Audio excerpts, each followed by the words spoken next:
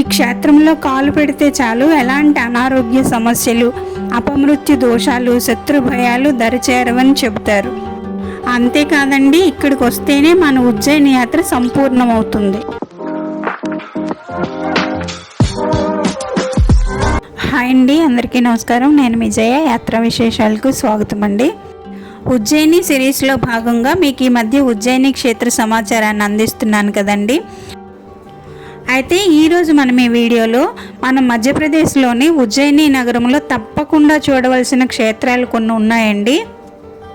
వాటిల్లో ముఖ్యమైనవి మహాకాళేశ్వరి జ్యోతిర్లింగ క్షేత్రము, ఉజ్జయిని క్షేత్రంలో కొలువు తీరి మహాకాళి అమ్మవారిగా పూజలు అందుకుంటున్న గఢకాళిక శక్తిపీఠము, ఉజ్జయిని రాజ్యానికి సేనాపతి అయినటువంటి కాలభైరవుడిని దర్శించుకుంటే మన ఉజ్జయిని క్షేత్ర పర్యటన పూర్తవుతుందండి.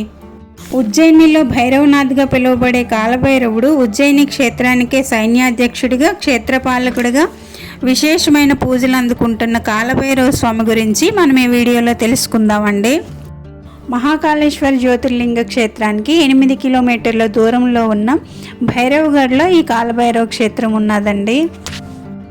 ఉజ్జయిని క్షేత్రానికి ఆ పరమశివుడు రాజు అయితే కాలభైరవుడు సైన్యాధ్యక్షుడిగా చెప్తారు. ప్రతిరోజు కూడా కొన్ని లక్షల మంది భక్తులు ఇక్కడికి వచ్చి ఈ స్వామివారిని దర్శించుకుంటారు. ఉజ్జయిని వచ్చి కాలభైరవుడిని దర్శించుకోకుండా వెళ్ళిన వాళ్ళకి ఉజ్జయిని వచ్చిన పుణ్యం దక్కదనే చెప్తారండి. ఇక్కడ స్వామివారు తాంత్రిక రూపంలో కొలువు తీరి ఉన్నారండి. పురాణాల ప్రకారము వేద రచయిత అయిన బ్రహ్మదేవుడు 5వ వేదాన్ని రచించడానికి నిర్ణయం తీసుకుంటాడు. 5వ వేదాన్ని రచించటము దేవతలు ఎవరికీ కూడా ఇష్టం ఉండదు. దేవతలంతా కలిసి 5వ వేదాన్ని రచించకుండా ఆపమని శివుడిని శరణు కోరుతారు. శివుడు చెప్పినా వినకుండా 5వ వేదాన్ని రచించడానికే బ్రహ్మదేవుడు నిర్ణయించుకుంటాడు. అప్పుడు ఆ పరమశివుని 3వ నేత్రం నుంచి ఒక జ్వాల బయటకు వచ్చి కాలభైరవుడిగా ప్రకటితమై బ్రహ్మదేవుడి 5వ శిరస్సుని ఖండిస్తాడు. దాంతో కాలభైరవుడికి బ్రహ్మహత్య పాతకం చుట్టుకుంటుంది. అప్పుడు బ్రహ్మహత్య పాతకాన్ని పోగొట్టుకోవడానికి కాలభైరవుడు అనేక చోట్ల తిరుగుతాడు. కానీ ప్రయోజనం లేకపోవడంతో తన ఆరాధ్య దైవమైన పరమశివుడిని శరణు కోరుతాడు. అప్పుడు ఆ పరమశివుడు క్షిప్రా నదిలో స్నానం చేసి తపస్సు చేసుకోమని చెప్తాడు. అలా చేయడం వల్ల కాలభైరవుడు ముక్తిని పొంది ఆ తర్వాత ఉజ్జయినిలోనే కొలువు తీరి ఉండిపోతాడు. నిజానికి శివుని ప్రతిరూపమైన కాలభైరవుడు రౌద్ర రూపంతో ఉంటాడు.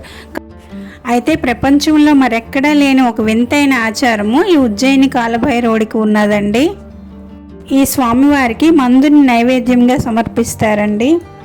మీరు గమనించినట్లయితే మా చేతుల్లో పూజా సామాగ్రితో పాటు మందు బాటిల్స్ కూడా ఉన్నాయి. అయితే ఈ మందు మనం వేరే ఎక్కడి నుంచో తేనవసరం లేదండి.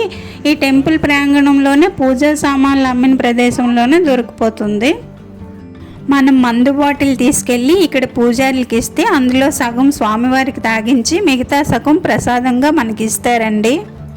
మనకి ఇచ్చిన మందుని కావాలంటే మనం తీసుకోవచ్చు, లేదంటే అక్కడే వదిలేయవచ్చండి.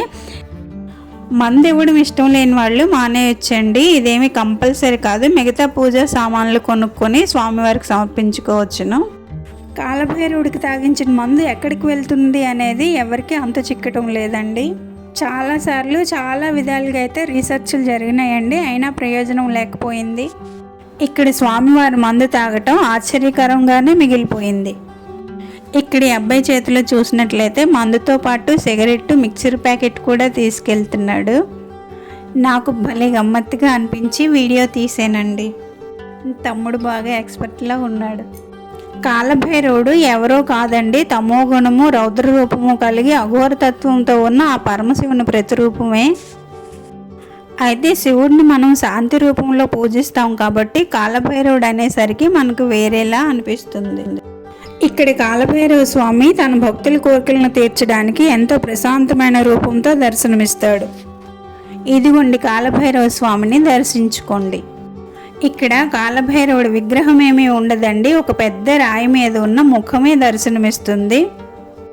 సింధూరము లేదా తెలుపు రంగు పూసిన ప్రశాంతమైన ముఖం మనకు దర్శనమిస్తుందండి. కాలభైరవుడి వాహనం సునకం కదా, భైరవస్వామి ఆలయం ఎదురుగా సునకం కూడా ఉన్నదండి. భైరవ స్వామి ఆలయం కిందన పాతాళ భైరవి అమ్మవారు కూడా ఉన్నదండి. ఆ తల్లి ఉగ్రరూపంతో ఉండటం వలన దర్శనాలకి అక్కడ ఎవరిని అనుమతించరు. ఈ పక్కన ఒక శివాలయం కూడా ఉన్నదండి. అక్కడే భక్తుల చేతులకి తాళ్ళు రక్షలు అవి కడతారు.